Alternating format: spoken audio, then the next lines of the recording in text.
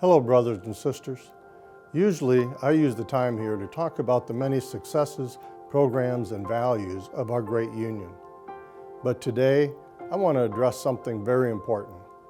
I'm talking about the drug overdose and opioid crisis.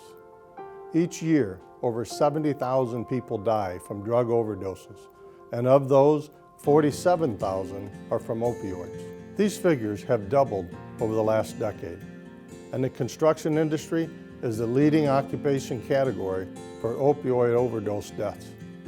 The work we do is hard, and it's also hard on the body. Given the nature of our business, we have to work as much as we can when we can.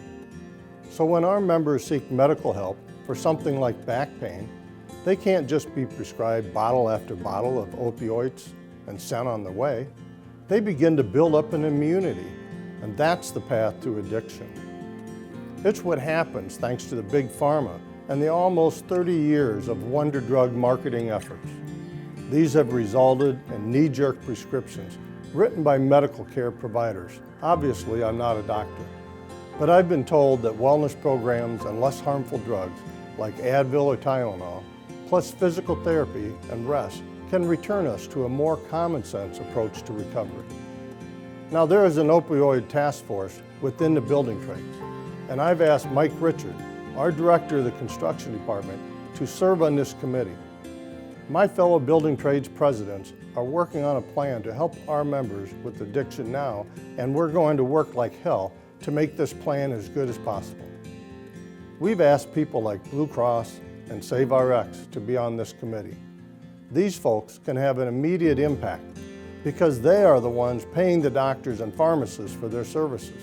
We have attorneys on the task force to develop recommended language you can take to your local trustees that let doctors know prescribing opioids for chronic pain is no longer acceptable.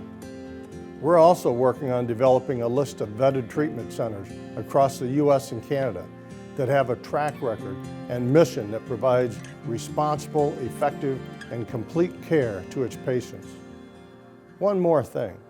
We can work now to remove the stigma our society puts on people battling addiction.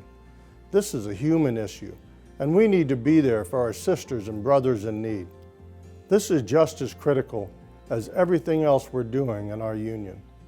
We have to turn the tide on this, brothers and sisters, and I want you to know we're working on it, not just giving lip service to it. Thanks for your time.